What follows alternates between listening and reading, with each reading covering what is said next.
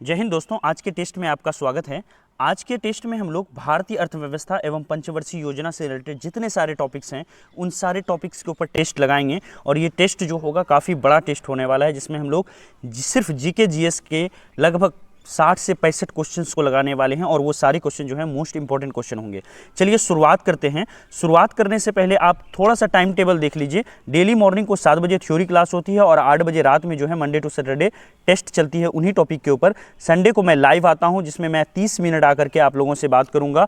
Time पहले ही बता दिया जाएगा आप सबको। उसमें आप अपने प्रिपरेशन से रिलेटेड सारे सवाल पूछ सकते हैं कि सर किस टॉपिक को कैसे करना है। कोई भी प्रॉब्लम आ रही है पढ़ाई को लेकर के, या फिर मानसिक तनाव है आपका, या फिर मान लीजिए घर का कोई उलझन है, प्रॉब्लम्स है जिसकी वजह से आपकी पढ़ाई नहीं हो पा रही है, तो कैसे मैनेज करें, कैसे पढ़ाई करें, ए टू जेड सारे क्वेश्चन जो हैं वो आप पूछ सकते हैं मुझसे। ठीक है, देखिए क्या क्या हम लोग डिस्कस करेंगे, किन किन टॉपिक्स के ऊपर टेस्ट लगाएंगे। पहला है हमारा योजना आयोग। योजना आयोग की थ्योरी और नीति आयोग की थ्योरी बहुत अच्छे से पढ़ चुके हैं। आपने नहीं पढ़ा है तो जाकर के उसको भी देख लीजिएगा आप, फिर उसके बाद टेस्ट लगा लें तो ज़्यादा अच्छा रहेगा। अगर टेस्ट लाइव में आए हुए हैं लाइव क्लास में तो आप टेस्ट दे ही दें, अच्छा रहेगा। बाद में जाकर के उनको देख लें, अन्यथा आप उनको बाद में भी देख सकते हैं। चलिए दूसरा है हमारा नीति आयोग। योजना आयोग, नीति आयोग, इसके अलावा जो है टेस्ट के अंदर में क्वेश्चन रहेंगे पंचवर्षीय योजनाओं से रिलेटेड, है ना। और जो टैक्सेशन सिस्टम है इंडिया का, डायरेक्ट टैक्स, इनडायरेक्ट टैक्स, है ना, जीएसटी से रिलेटेड, ये सारे क्वेश्चन जो हैं इस टेस्ट के अंदर में रहेंगे। चलिए टेस्ट की शुरुआत करते हैं। पहला क्वेश्चन आप लोगों के सामने है और क्वेश्चन मैं पढ़ रहा हूँ। ऑप्शन पढ़ने के बाद आप लोगों को 5 सेकंड का टाइम मिलेगा और उसमें आपको आंसर देना है। ठीक है, तो चलिए कॉपी पेन लेकर के बैठ जाइए। बस आपको ये लिखना है कौन सा क्वेश्चन रॉन्ग हुआ, कौन सा करेक्ट हुआ। और फाइनली जब क्या होगा, सारा आपका करेक्ट हो, सारा आप बना लोगे तो लास्ट में वीडियो ख़त्म हो जाने के बाद, लाइव सेशन ख़त्म हो जाने के बाद आप अपने स्कोर जो हैं वो इसमें लिख देना और टेस्ट कैसा लगा वो भी आप कमेंट में ज़रूर बताना। ठीक है, चलिए शुरुआत करते हैं। हमारा पहला क्वेश्चन है, 11वीं पंचवर्षीय योजना में निरूपित समावेशी विकास निम्नलिखित में से किस एक को सम्मिलित नहीं किया गया है। तो 11वीं पंचवर्षीय योजना में निरूपित समावेशी विकास में निम्नलिखित में से किसे शामिल नहीं किया गया है 11वीं पंचवर्षीय योजना के अंदर में। ऑप्शन ए है हमारा गरीबी में कमी लाना, ऑप्शन बी रोजगार के अवसरों का विस्तार करना, ऑप्शन सी पूंजी बाजार सशक्तिकरण करना, या फिर ऑप्शन डी लिंग असमानता में कमी करना। तो लिंग असमानता में कमी करना, तो जल्दी से बताइए ये 4 ऑप्शन में से कौन सा करेक्ट होगा। 5 सेकंड है आपके पास। देखिए मैं कहना चाहूँगा आप लोगों से कि आप लोगों ने अगर पंचवर्षीय योजना का वीडियो नहीं देखा है तो आप प्लेलिस्ट में, या फिर आप जहाँ पर यूट्यूब को सर्च करते हो वहाँ यूट्यूब में आप सर्च करो 5 ईयर्स प्लान ड्रीम से IAS, तो वहाँ पर जो है थ्योरी क्लासेस जो है पंचवर्षीय योजना की वो आपको मिल जाएगा। बहुत बेहतरीन क्लास थी, लगभग हज़ारों लोगों से ऊपर लोगों ने उसको देखा, स्टूडेंट ने उसको देखा और सबको बेनिफिट हुआ है। आप भी उससे बेनिफिट लीजिए और उसके बाद टेस्ट लगाइए, बहुत अच्छी टेस्ट जाएगी आपकी। चलिए बताइए जल्दी से, 11वीं पंचवर्षीय योजना में निरूपित समावेशी विकास निम्नलिखित में से किस एक को सम्मिलित नहीं किया गया है। तो देखिए यहाँ पर मैं आंसर बता रहा हूँ, जितने लोग सी आंसर दे रहे हैं उनका बिल्कुल करेक्ट है। आंसर होगा पूंजी बाजार सशक्तिकरण। तो 11वीं पंचवर्षीय योजना में जो समावेशी विकास था, उस समावेशी विकास में पूंजी बाजार सशक्तिकरण जो करना जो है ये टॉपिक उसमें शामिल नहीं था, वरना गरीबी, रोजगार और लिंग असमता को में कमी लाना, ये सारी बातों पर वहाँ पर डिस्कस किया गया था। नेक्स्ट क्वेश्चन पर आते हैं। नेक्स्ट क्वेश्चन आपके सामने है, किस पंचवर्षीय योजना के दौरान आपातकाल लगाया गया था। यानी आपसे पूछा गया है जब 1965-67 के अंदर में आपातकाल लगा हुआ था तो उस समय कौन सी पंचवर्षीय योजना चल रही थी। आपके पास ऑप्शन है ए तीसरी पंचवर्षीय योजना, बी चौथी, सी पांचवी और डी छठी पंचवर्षीय योजना। जल्दी से बताइए। जितने देर में आप लोग आंसर देंगे, मैं कहना चाहूँगा ये जो वीडियो है ना सिर्फ बिहार बीएड के लिए बल्कि 1 डे एग्जामिनेशन इंडिया के अंदर में जितने सारे होते हैं, चाहे वो बिहार बीएड हो या फिर पारा मेडिकल हो या फिर बीपीएससी हो या किसी भी स्टेट पीसीएस की एग्जामिनेशन हो, सभी के लिए काफ़ी इंपॉर्टेंट है ये वीडियो। ठीक है, तो ऑल एग्जामिनेशन को ये हम लोग टारगेट करके बना रहे हैं और उसके क्वेश्चन को सॉल्व कर रहे हैं। जल्दी से आंसर दीजिए। यहाँ पर जितने लोग सी आंसर दे रहे हैं उनका बिल्कुल करेक्ट है। 5वीं पंचवर्षीय योजना चल रही थी और उसी समय जो है आपातकाल लगा हुआ था। तो आपातकाल के समय कौन सी पंचवर्षीय योजना चल रही थी, आंसर होगा 5वीं पंचवर्षीय योजना। इस क्वेश्चन पर आते हैं। नेक्स्ट क्वेश्चन है हमारा सुमिलित कीजिए। तो यहाँ पर मेनली जो है 2 सूची दिया हुआ है, सूची 1 सूची 2, दोनों को आपको क्या करना है यहाँ पर सुमेलित करना है। तो फटाफट बताइए क्या आंसर होगा यहाँ पर। पहली पंचवर्षीय योजना में पूछा गया है कि लक्षित विकास दर प्रतिशत कितना था, 2.1। 5वीं पंचवर्षीय योजना में 4.4, 7वीं में 9.0 और 11वीं में 5.0। ये आमने सामने जो लगा हुआ है ये इनकरेक्ट है। आपको करेक्ट बताना है कि पहली पंचवर्षीय में कितना विकास दर हमने लक्ष्य रखा था, कितना टारगेट रखा था। आंसर इसका इस तरफ दिया हुआ है, तो जल्दी से आप लोग क्वेश्चन देख लीजिए और क्वेश्चन देख करके आंसर सेलेक्ट कीजिए। का 1 होगा, बी का 2 होगा, सी का 4 होगा और डी का 3 होगा। ठीक है, जितने लोग आंसर ए दे रहे हैं उनका बिल्कुल करेक्ट है। नेक्स्ट क्वेश्चन पर आते हैं।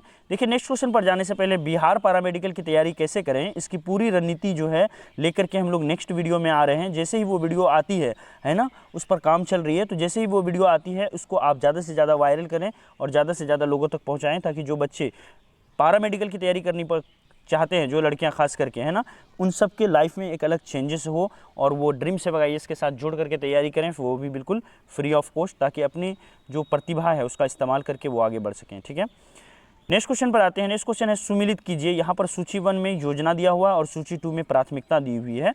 तो बताना है आपको तीसरी पंचवर्षीय योजना में क्या प्राथमिकता थी, 7वीं में क्या था, पहली में क्या थी और 5वीं में क्या था, ये सब के बारे में आपको बताना है। तो देखिए, क्या इसका आंसर होगा आपको पहले देख लीजिए और उसके बाद आंसर दीजिए। देखिए, मैं यहाँ बताने जा रहा हूँ, तीसरी पंचवर्षीय योजना में खाद्यान्न और कृषि पर ध्यान दिया गया था, वहीं 7वीं पंचवर्षीय योजना में ऊर्जा और खाद्यान्न पर दिया गया था, और पहली पंचवर्षीय योजना में सामुदायिक विकास पर जोर दिया गया था, और 5वीं पंचवर्षीय योजना में गरीबी उन्मूलन और आत्मनिर्भर बनाने की बात की गई थी, खास करके उस समय जिस समय जो है आपातकाल देश के अंदर में लगा हुआ था। तो इसका आंसर क्या हो जाएगा, सी का 1, बी का 2, सी का 4, डी का 3। ठीक है, नेक्स्ट क्वेश्चन पर आते हैं। नेक्स्ट क्वेश्चन है योजना आयोग की स्थापना कब हुई थी। तो बताइए जल्दी से, योजना आयोग की स्थापना कब हुई थी।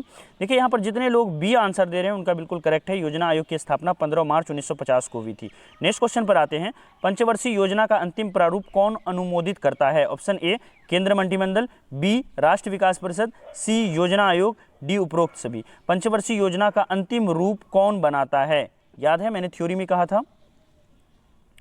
चलिए, जितने लोग यहाँ पर बी आंसर दे रहे हैं उनका बिल्कुल करेक्ट है। राष्ट्र विकास परिषद यानी NDC, नेशनल डेवलपमेंट काउंसिल ही जो है अंतिम रूप देती है किसको, पंचवर्षीय योजनाओं को देती थी। ठीक है, नेक्स्ट क्वेश्चन पर आते हैं। भारत में योजना आयोग की स्थापना की गई थी। ऑप्शन ए संसद के अधिनियम द्वारा, ऑप्शन बी केंद्र मंत्रिमंडल के एक प्रस्ताव द्वारा, सी राष्ट्रपति के एक अध्यादेश पर, डी संविधान के एक प्रावधान द्वारा। तो बताना है आपको योजना आयोग की स्थापना जो है वो किस तरह से की गई थी।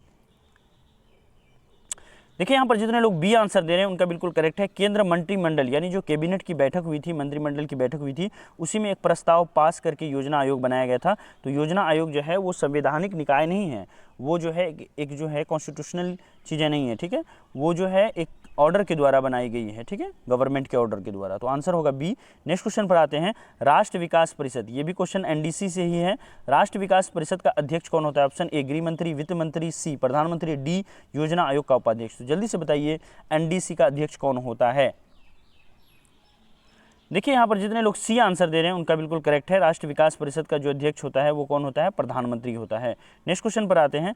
भारत में पहली पंचवर्षीय योजना कब शुरू हुई थी। ऑप्शन ए 1 अप्रैल 1951, 1 मई 1951, 1 जून 1952, 1 जून 1953। जल्दी से बताइए क्या आंसर होगा, पहली पंचवर्षीय योजना कब शुरू हुई।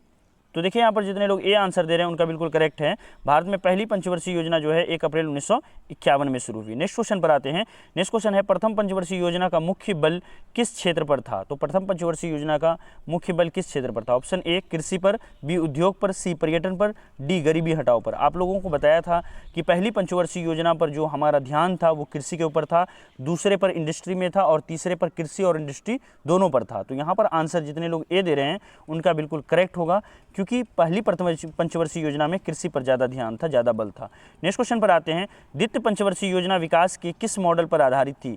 तो द्वितीय पंचवर्षीय योजना किस मॉडल पर थी ये आपको बताना है। ऑप्शन ए है प्रोफेसर DR गाडगिल, बी में है ए MN रॉय, सी मन्ना नारायण, डी PC महालनोबिस। तो आपको बताना है द्वितीय पंचवर्षीय योजना किस मॉडल पर आधारित थी। तो देखिए, यहाँ पर जितने लोग डी आंसर दे रहे हैं उनका बिल्कुल करेक्ट है। द्वितीय पंचवर्षीय योजना जो है वो PC महालनोबिस के मॉडल पर आधारित थी। नेक्स्ट क्वेश्चन पर आते हैं। नेक्स्ट क्वेश्चन है राष्ट्र विकास परिषद का गठन कब किया गया था। ऑप्शन ए 1947 में, बी 1949 में, सी 1950 में या फिर डी 1952 में। जल्दी से बताइए राष्ट्र विकास परिषद यानी NDC का गठन कब किया गया था। देखिए, यहाँ पर जितने लोग आंसर दे रहे हैं डी उनका बिल्कुल करेक्ट है। राष्ट्र विकास परिषद यानी NDC का गठन जो है वो 1952 में किया गया था। नेक्स्ट क्वेश्चन पर आते हैं। निम्नलिखित में से किस इस्पात कारखाने की स्थापना द्वितीय पंचवर्षीय योजना के दौरान की गई थी। तो द्वितीय पंचवर्षीय योजना में आपको पता है उद्योग धंधे पर ज़्यादा बल दिया गया था। तो उस समय जो ये 4 ऑप्शन में से कौन सा है ना, उद्योग धंधा शुरू किया गया था, कौन सी फैक्ट्री खोली गई थी, इसके बारे में आपको बताना है। ऑप्शन ए है राउरकेला, बी भिलाई, सी दुर्गापुर, डी ये सभी। जल्दी से बताइए क्या आंसर होगा। देखिए यहाँ पर जो लोग आंसर डी दे रहे हैं उनका बिल्कुल करेक्ट है, क्योंकि द्वितीय पंचवर्षीय योजना में राउरकेला, भिलाई और दुर्गापुर तीनों जगह जो है इस्पात कारखाने खुले थे। नेक्स्ट क्वेश्चन पर आते हैं, भारत में योजना अवकाश यानी प्लानिंग हॉलीडे कब था। ऑप्शन ए 1962 के चीन भारत युद्ध में के समय, ऑप्शन बी 1966 के सूखे के समय, ऑप्शन सी 1971 में बांग्लादेश की स्वतंत्रता के समय, ऑप्शन डी उपरोक्त में से कोई नहीं, है ना। तो जल्दी से बताइए भारत में योजना अवकाश यानी प्लानिंग हॉलीडे कब था।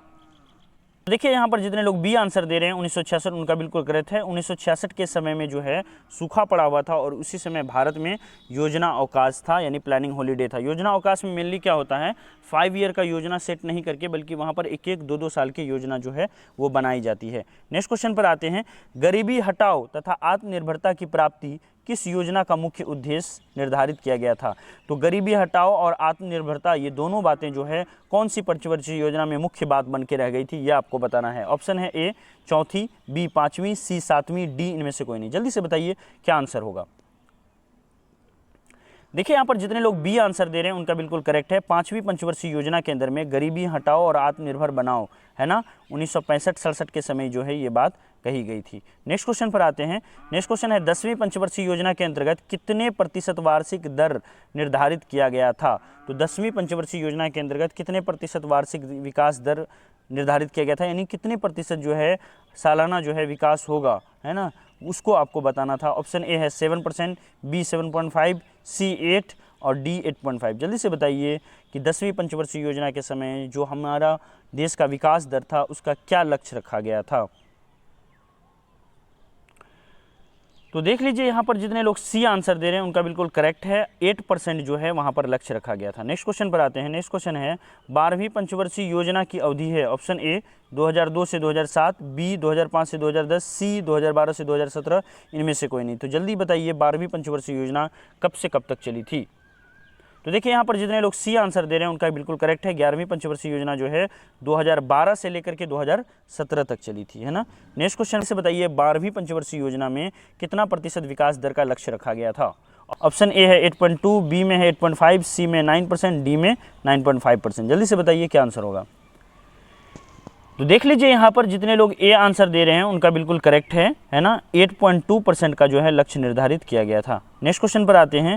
भारत सरकार में नीति आयोग की स्थापना निम्नलिखित में से किसका स्थान लेने के लिए किया गया था। ऑप्शन ए मानव अधिकार, बी वित्त आयोग, सी विधि आयोग, डी योजना आयोग। तो देखिए योजना आयोग को खत्म करके जो है क्या किया गया, नीति आयोग बनाया गया। तो मेनली नीति आयोग जो है वो योजना आयोग का स्थान लेने के लिए आई थी। तो आंसर हो जाएगा 21 का डी। ठीक है, नेक्स्ट क्वेश्चन पर आते हैं। नेक्स्ट क्वेश्चन है 12वीं पंचवर्षीय योजना का मुख्य उद्देश्य क्या है। तो 12वीं पंचवर्षीय योजना का मुख्य उद्देश्य क्या है। ऑप्शन ए समावेशी विकास और गरीबी उन्मूलन, बी समावेशी और धारणीय विकास, सी बेरोजगारी घटनाएं हेतु धारणीय एवं समावेशी विकास, सी तीव्रतर धारणीय एवं ज़्यादा समावेशी विकास। तो बताइए 12वीं पंचवर्षीय योजना का मुख्य उद्देश्य क्या था। तो देख लीजिए यहाँ पर जितने लोग डी आंसर दे रहे हैं उनका बिल्कुल करेक्ट है। 12वीं पंचवर्षीय योजना में तीव्रतर धारणीय एवं ज़्यादा समावेशी विकास की कल्पना हम लोगों ने किया था और इसको हम लोगों ने मुख्य उद्देश्य बनाया था। नेक्स्ट क्वेश्चन पर आते हैं। राष्ट्रीय विकास परिषद मुख्यतः संबद्ध है। तो राष्ट्रीय विकास परिषद जिसको हम लोग एनडीसी बोलते हैं, नेशनल डेवलपमेंट काउंसिल, इसका संबंध किससे है। ऑप्शन ए योजनाओं को लागू करने से, ऑप्शन बी पंचवर्षीय योजनाओं के अनुमोदन करने में, सी भारत में मुख्य विकास योजना के अनुमोदन और मूल्यांकन में, ऑप्शन डी सामुदायिक विकास कार्यक्रमों को लागू करने में। तो जल्दी से आंसर दीजिए क्या आंसर होगा। तो देखिए आंसर आना शुरू हो गया। जितने लोग यहाँ पर सी आंसर दे रहे हैं उनका बिल्कुल करेक्ट है। तो यहाँ पर आंसर होगा सी भारत में मुख्य विकास योजनाओं के अनुमोदन करने और मूल्यांकन करने पर। नेक्स्ट क्वेश्चन पर आते हैं। भारत में पंचवर्षीय योजना को स्वीकार करने का अंतिम अधिकार है। तो पंचवर्षीय योजना को स्वीकार करने का अंतिम अधिकार किसके पास है, पहले ही बता चुका हूँ आप लोगों के वो, है ना। क्या आंसर होगा। जितने लोग यहाँ पर बी आंसर दे रहे हैं उनका बिल्कुल करेक्ट है। 24 का आंसर होगा बी राष्ट्रीय विकास परिषद, एनडीसी ही जो क्या करती थी पंचवर्षीय योजनाओं को स्वीकार करती थी। नेक्स्ट क्वेश्चन पर आते हैं। निम्नलिखित में से कौन सा या से कथन नीति आयोग का उद्देश्य नहीं है। तो ऑप्शन ए सशक्त राज्य में सशक्त राष्ट्र का निर्माण, बी शहरी संघवाद को समृद्ध करना, सी राज्य स्तर पर योजनाएं बनाने को तंत्र को विकसित करना, या फिर डी आर्थिक प्रगति की से वंचित रहे वर्ग पर विशेष ध्यान देना। जल्दी से बताइए क्या आंसर होगा। तो देखिए यहाँ पर आंसर आना शुरू हो गया है। जितने लोग यहाँ पर आंसर सी दे रहे हैं उनका बिल्कुल करेक्ट है ना। तो यहाँ पर देख लीजिए नीति आयोग का उद्देश्य जो है इनमें से कौन सा नहीं है, ये पूछा गया था आपको। तो आंसर होगा सी, राज्य स्तर पर योजनाएं बनाने को, तंत्र को विकसित करना। तो नीति आयोग मेनली क्या करती है, सेंट्रल लेवल पर जो है डिसीजन लेती है और वहाँ पर वो डिसाइड करती है क्या उद्देश्य होगा, कैसे उसकी पूर्ति करनी है। स्टेट लेवल पर तंत्र बनाने का जो काम है वो उनका नहीं होता है। ठीक, नेक्स्ट क्वेश्चन पर आते हैं। भारत सबसे अधिक संगठित उद्योग है। ऑप्शन ए वस्त्र उद्योग, बी चीनी उद्योग, सी इस्पात उद्योग, डी उपरोक्त में से कोई नहीं। तो भारत में सबसे अधिक संगठित उद्योग कौन सा है ये आपको बताना है। तो देख लीजिए यहाँ पर जितने लोग ए आंसर दे रहे हैं उनका बिल्कुल करेक्ट है। भारत में सबसे अधिक संगठित उद्योग जो है वो वस्त्र उद्योग है। नेक्स्ट क्वेश्चन पर आते हैं। नेक्स्ट क्वेश्चन है भारत में सूती वस्त्रों की राजधानी किसे कहा जाता है। Option A Kanpur, B Mumbai, C Ahmedabad, D Coimbatore. तो जल्दी से बताइए भारत में सूती वस्त्रों की राजधानी किसे कहा जाता है। तो देख लीजिए आंसर आना शुरू हो गया है। बहुत अच्छा बहुत अच्छा बहुत अच्छा आंसर दे रहे हैं आप लोग। तो देखिए जितने लोग यहाँ पर बी आंसर दे रहे हैं उन सब का करेक्ट है। भारत में सूती वस्त्रों की राजधानी जो है वो मुंबई यानी बम्बई को कहा गया है। एक रिक्वेस्ट है आप लोगों से, जो सब अभी नए हैं और अभी तक चैनल को सब्सक्राइब नहीं किया है, प्लीज़ चैनल को सब्सक्राइब कर लें आप। और अगर वीडियो अच्छा लग रहा है, एंजॉय कर रहे हैं आप वीडियो को, लग रही है कि सिलेक्शन ऑफ क्वेश्चन जो है काफ़ी अच्छा है और इस तरह के इनिशिएटिव्स अगर चलते हैं, डेली आप अगर आधा घंटा यहाँ से रिवाइज करते हो हर दिन 50 क्वेश्चन मोस्ट इंपॉर्टेंट क्वेश्चन को, तो आपकी प्रिपरेशन चाहे कोई भी एग्जामिनेशन दो उसमें आपको फ़ायदा होगा।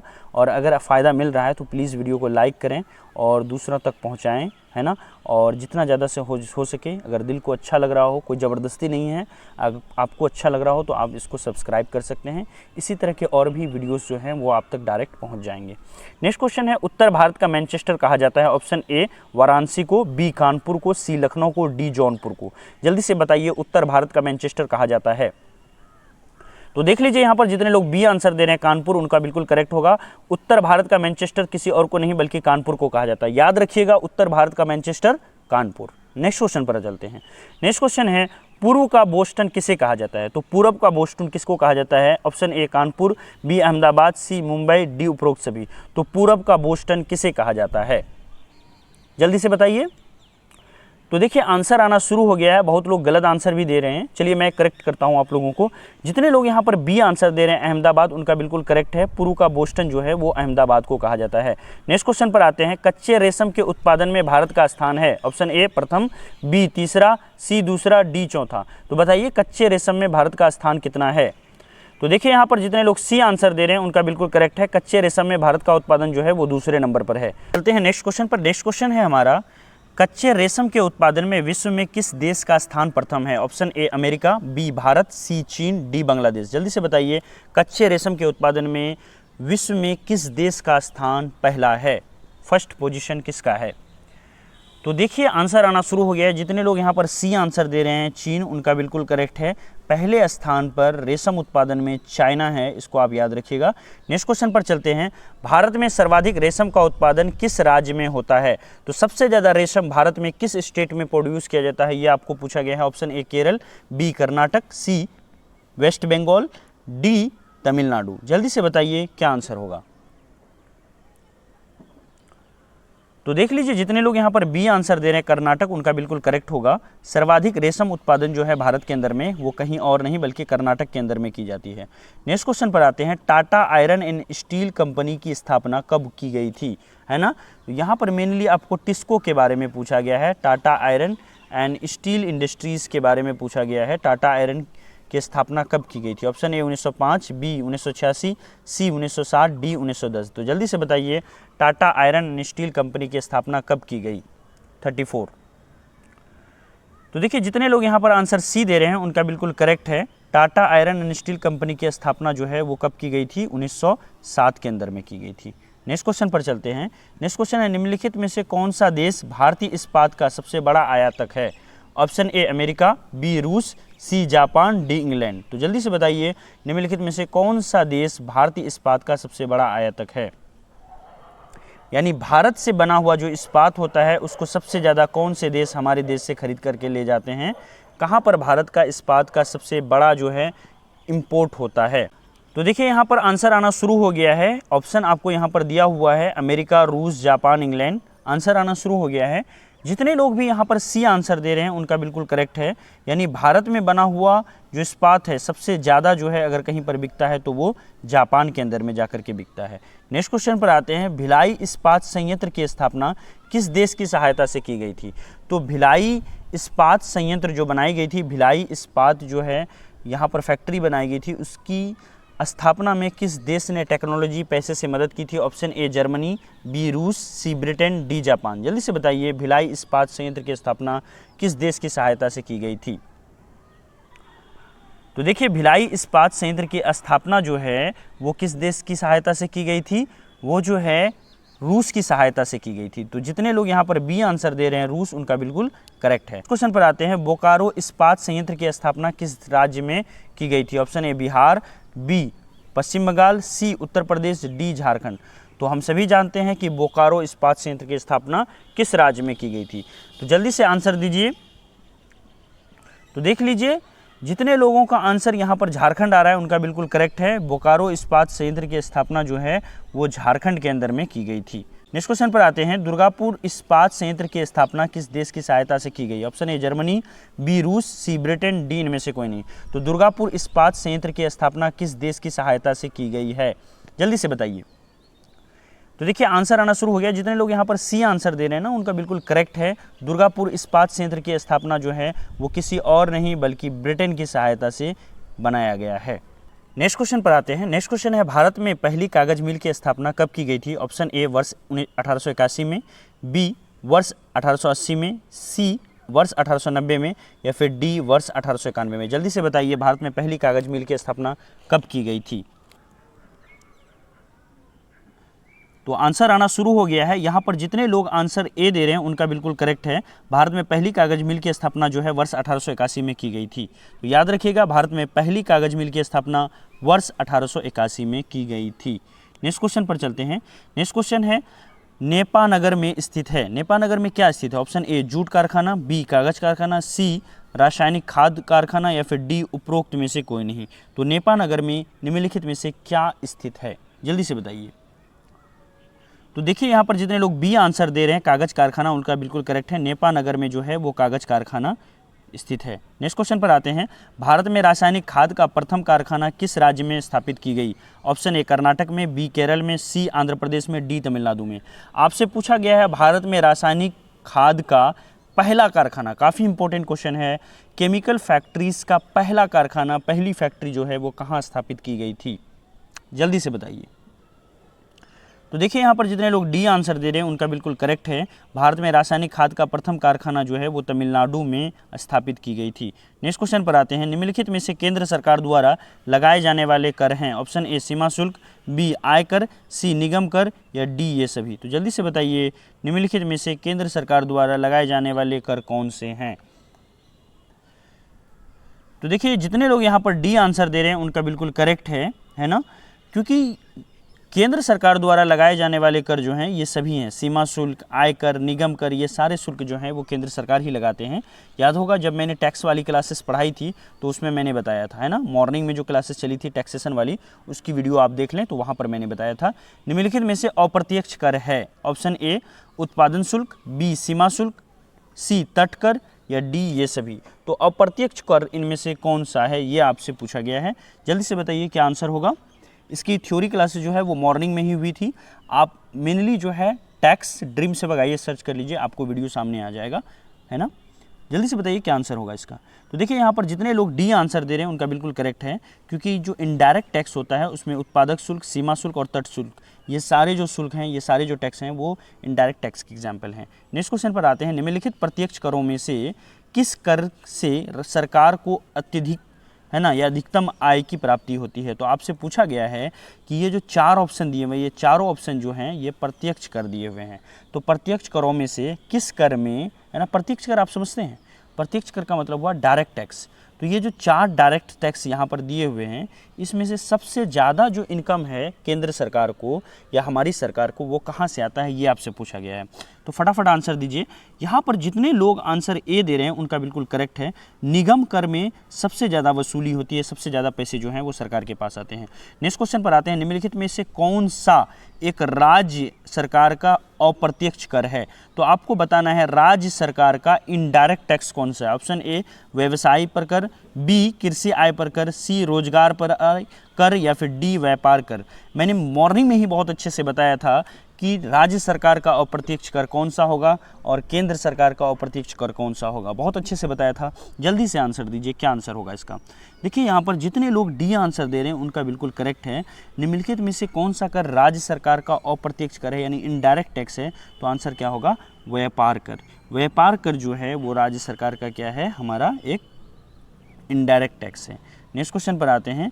भारत में वस्तु एवं सेवा कर यानी जीएसटी कब लागू की गई? जीएसटी की लागू करने की आपको समय पूछा जा रहा है। ऑप्शन ए जुलाई 2017, बी जनवरी 2017, सी अप्रैल 2017, या फिर डी जून 2017। जल्दी से बताइए, भारत में वस्तु एवं सेवा कर यानी जीएसटी कब लागू हुई थी? तो देख लीजिए आंसर आना शुरू हो गया। बहुत इजी था क्वेश्चन। जितने लोग ए आंसर दे रहे हैं उनका बिल्कुल करेक्ट है। जुलाई 2017 में जो है जीएसटी पास हुई थी।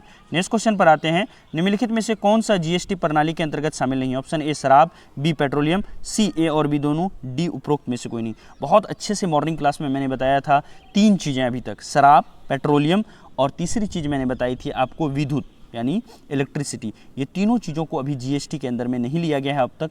तो यहाँ पर आंसर जो होगा वो हमारा होगा सी, ए और बी दोनों, क्योंकि शराब और पेट्रोलियम और खास करके विद्युत भी, ये तीनों चीज़ें जो है वो जीएसटी प्रणाली के अंतर्गत शामिल नहीं है। और यहाँ पर ऑप्शन में ए और बी यानी शराब और पेट्रोलियम दोनों दिया हुआ है, तो आंसर हो जाएगा ए और बी दोनों। ठीक है, नेक्स्ट क्वेश्चन पर चलते हैं। नेक्स्ट क्वेश्चन है वस्तु एवं सेवा कर, यानी शॉर्ट में आप इसको जीएसटी समझ लीजिए।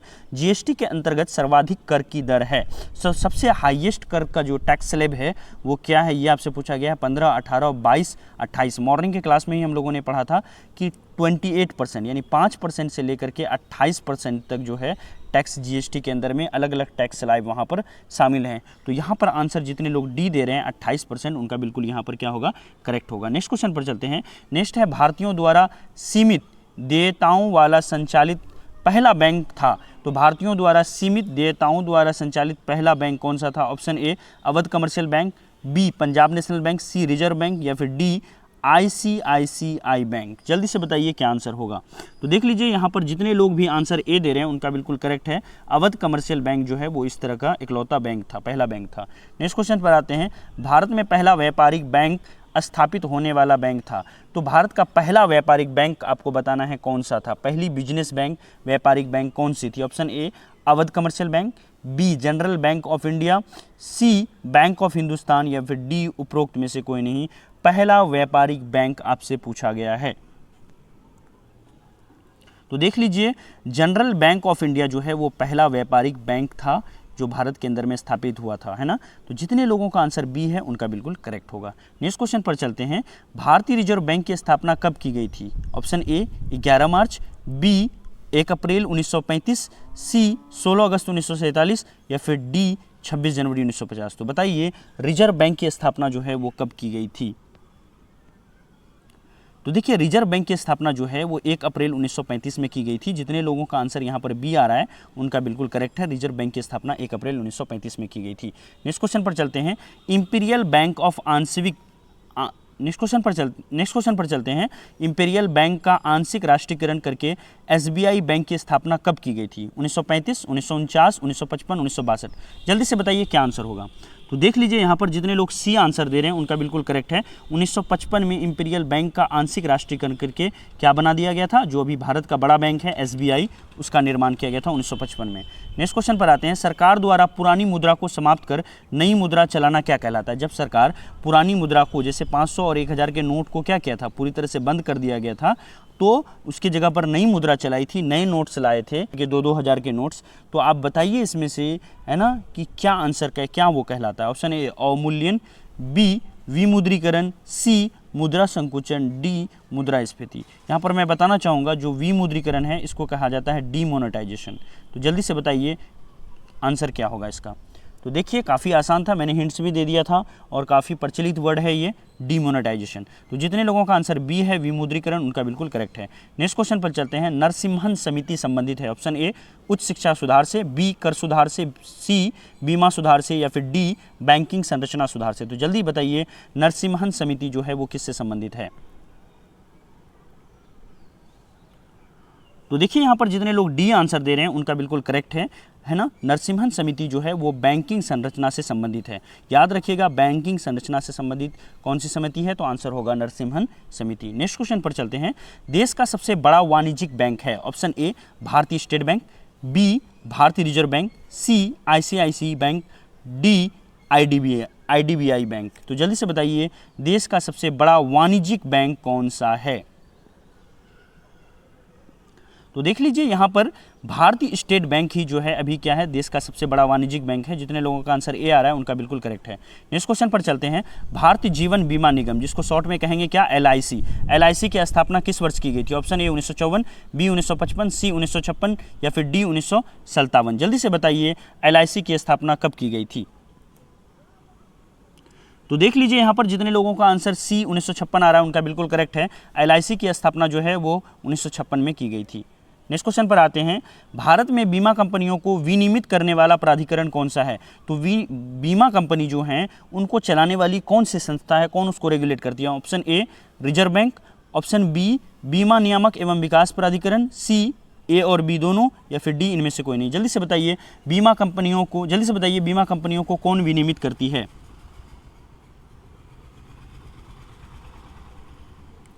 तो देख लीजिए जिनका ऑप्शन यहाँ पर बी आ रहा है बीमा विनियामक एवं विकास प्राधिकरण, उनका बिल्कुल यहाँ पर करेक्ट होगा। नेक्स्ट क्वेश्चन पर चलते हैं। भारतीय औद्योगिक विकास निगम यानी आईडीबीआई की स्थापना कब हुई थी, है ना। भारतीय औद्योगिक विकास निगम आईडीबीआई की स्थापना कब हुई थी। Option A 1956, B 1972, C 1964, D 1992। जल्दी से बताइए क्या इसका आंसर होगा। तो देख लीजिए जितने लोग यहाँ पर सी आंसर दे रहे हैं 1964, उनका बिल्कुल करेक्ट होगा।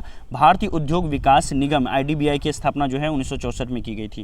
नेक्स्ट क्वेश्चन पर आते हैं। निम्न में से कौन सा एक कृषि वित्त के लिए शीर्ष संस्था है।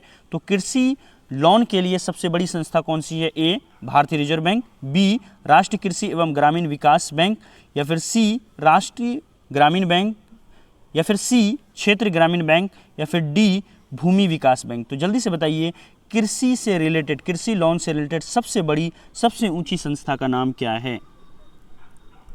तो देख लीजिए यहाँ पर जितने लोगों का आंसर बी आ रहा है राष्ट्रीय कृषि एवं ग्रामीण विकास बैंक, उनका बिल्कुल यहाँ पर क्या होगा, करेक्ट होगा। नेक्स्ट क्वेश्चन पर चलते हैं। नाबार्ड है ना, national agriculture bank for rural development, है ना, national agriculture bank for rural development की स्थापना कब की गई थी। तो नाबार्ड की स्थापना कब की गई थी। Option A 1980, B 1981, C 1982, D 1983। जल्दी से बताइए नाबार्ड की स्थापना जो है वो कब की गई थी।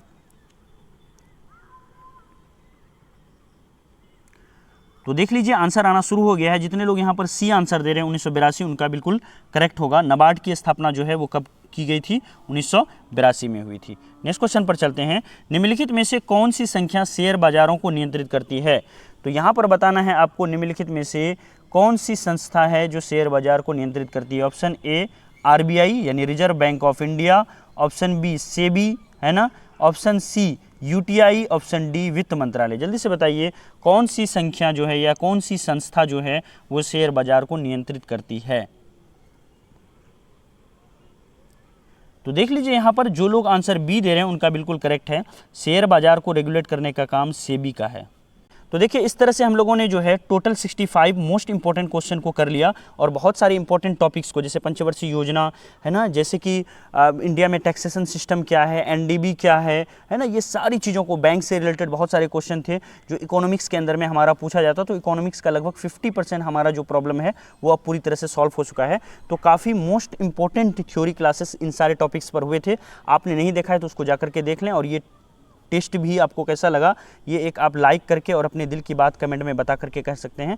जो लोग नए हैं वो लोग यहाँ पर यूट्यूब पर इनको सब्सक्राइब कर लें इस चैनल को, और इंस्टाग्राम पर, फेसबुक पर और टेलीग्राम पर जाकर के जरूर जो है ज्वाइन कर लें ड्रीम सेव गाइस को। ज्वाइन करने के लिए हर एक प्लेटफॉर्म पर सिर्फ ड्रीम सेव गाइस सर्च करें, आपको वहाँ पर मिल जाएगी। ठीक है, thank you so much. Test अच्छा लगा हो तो लाइक करें और सब्सक्राइब करें। Have a nice day.